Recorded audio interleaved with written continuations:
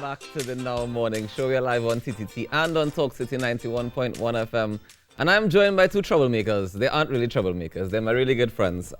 Freetown Collective is in the building. Mohammed Muwakil, Lou Lyons, and I will not switch it around for fun, I promise. But you guys are here to discuss the brand new album that you dropped on Ash Wednesday. Yes, Indeed. we are. Why Ash Wednesday? People are still in the Carnival Tabanca. They don't want to wait too much longer after that because they might just not be interested. So it's just when they need a little shot again and you give them it. And they don't expect it as well. And there's been a lot of talk about taking soca global and soca being included as a category in iTunes and all these different things. But for us releasing it on Ash Wednesday, you know, the music is more than the season. And we've been saying over and over and over again, we need to make a distinction between soca music and carnival music. All right, so the name of the album is Yago. And Yago means what? So it's one of the tracks on the album is called We Bad. And there's a chant for issue on it that says Agolona, which means to clear the way. Right. And so I'd called one of my friends from Nigeria just to make sure that we had the pronunciation right. And she said that it wasn't Ago, it was Yago. That was the full pronunciation and it meant to clear. So for us, as our first step into soca genre and new calypso genre, we were saying this is our way of clearing the path. So you just have regular friends in Nigeria? I have friends all over the world, Jaron. All over. Well, all right. You're my friend, you're from Pity Valley. That's real exotic. Is it? Yeah. That all kind of thing going on down there. So, how long have you guys been doing music? Because people seem to have met you with Feel the Love, the soca song that got rave reviews this year, you know, thanks to Private Ryan and People's the Road great, March. yeah, the People's Road March. Did he just call it the People's Road March? Wow. If that's not tooting your own horn, ladies and gentlemen, I don't know what is. But it actually was probably one of the songs that I think played on the road for Carnival Monday and Tuesday the most, on the actual parade of the bands. So, how long has this thing been going on between you guys? This year will be 10 years. Yeah, this year would be a decade. So it only took 10 years to get one hit? I'm not even going every 2 years.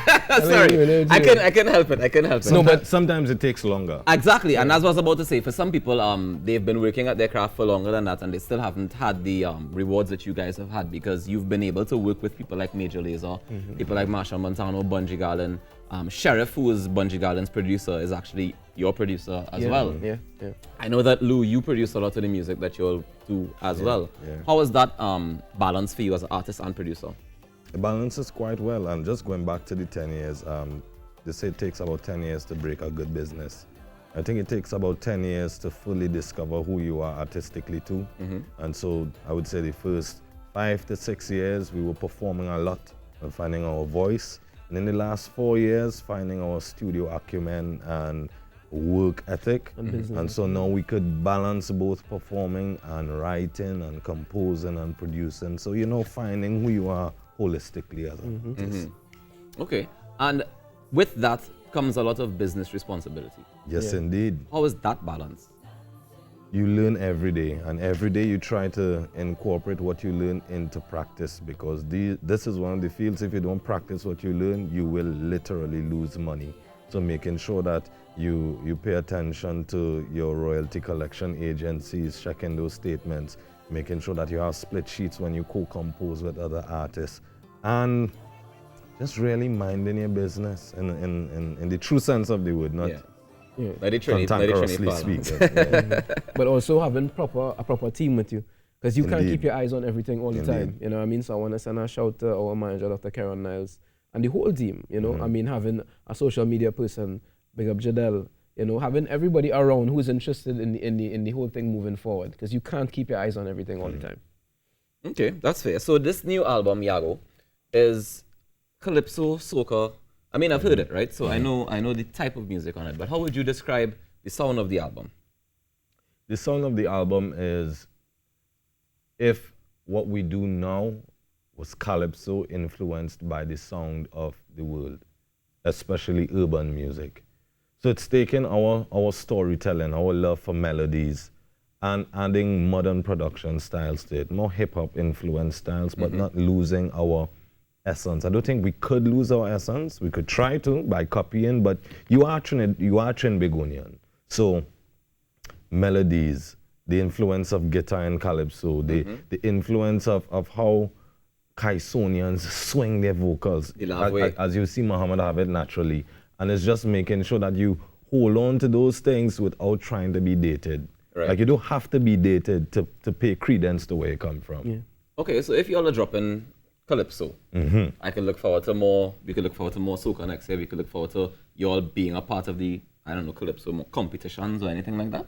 I mean, anything is possible. You know, the competitions are not a focus for us, but it may be something to enter to get an experience. You know, I mean, there's a lot of experience to be had out there. And meeting the people halfway as well. You know, the competitions are important to a lot of people still.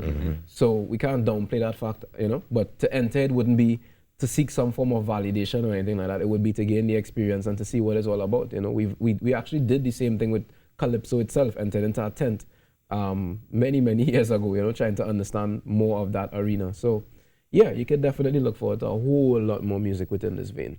Lovely. Fantastic. Also allowing it to evolve naturally. You can have plans, but be open to seeing how people react to it, open to seeing what people want from you as well, and just allowing yourself to grow. For sure. Okay, fantastic. Well, I know there are a couple of tracks on the album that I find personally to be like exceptional. One of those is Big Man Thing. Big Man Thing. Big Man Thing. Big Man Thing. I wanted to ask you all to perform a bit. Didn't bring a guitar, so I ain't gonna do that, right? Because that would just be wicked. We go snap it out. But the writing in Big Man Thing. Now, people, you can go check out the album, of course, on all streaming platforms. You can stream the album. You can go to even, there's an app for it as well, not so? The D-Music. Yeah, there's D-Music. Digicel's platform. Right. So tell me about the writing in terms of, like, I know you guys have been writing the positive influence, lyrics and that kind of stuff, but Big Man Thing in particular is a different kind of love song. Yeah, I feel like right now, especially with the dancehall movement, whenever we speak about females and interaction with females, whether it be sexual or otherwise, wherever, there's always this type of aggression and, you know, and the presence of the man in society and what a man is supposed to do when he's approaching a woman or just in living his own life. I feel like there are very few artists now who are speaking to it. You know what I mean? What does it mean to be a man when you're approaching a woman? And Big Man Thing is that. That's what it's about.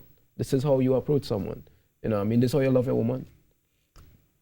Also, I'm a big fan of Black Stallion because he brought Rastafari into Calypso. He represented himself, Calypso Rose as well. And me representing Rastafari as part of my upbringing and culture as well.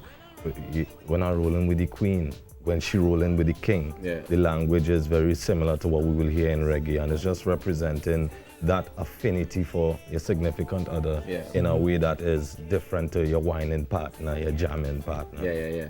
And I realize that there's a lot of juxtaposition between that reggae and the Calypso, because in Big Man Thing, them horns, they are very reggae. When I hear them, I thought of like a one-drop reggae was going to kick in, and then the Calypso comes. Was that purposely done? Yeah, man, I'm a dub aficionado. That's the dub priest. I love dub. But it's understanding that there's a relationship between all Caribbean music. We exchanged and cross-pollinated musicians and studios and sounds. So it's understanding that we do need to draw hard-line distinctions between Jamaican culture and ours, Calypso and reggae. It's one Caribbean, and we could experiment by fusing the songs in a way that marry well. Nice. Well, gentlemen, I want to thank you guys so much for coming on this morning. Thank you for having us. Tell me again where we can find the Yago album. Yago is on all streaming platforms, so iTunes, Apple Music, Deezer, wherever you find music, Amazon, Tidal, anywhere you find music streaming, you'll find Yago. And you can find us at We Are Freetown on Instagram and Twitter, and Freetown Collective on Facebook and YouTube. So, God for that. All right. And people loved Feel the Love so much. We would like to announce that there's a music video coming shortly for Feel the Love. For sure. All right, so we have Big Man Thing playing in the background, and we're going to turn it up a little bit as we go to the break, and I'm going to chain them up to sing, but they're probably not going to. No. So we're going to take a quick break and come back with so much more right here on the Now Morning Show on TTT and on Talk City 91.1 FM.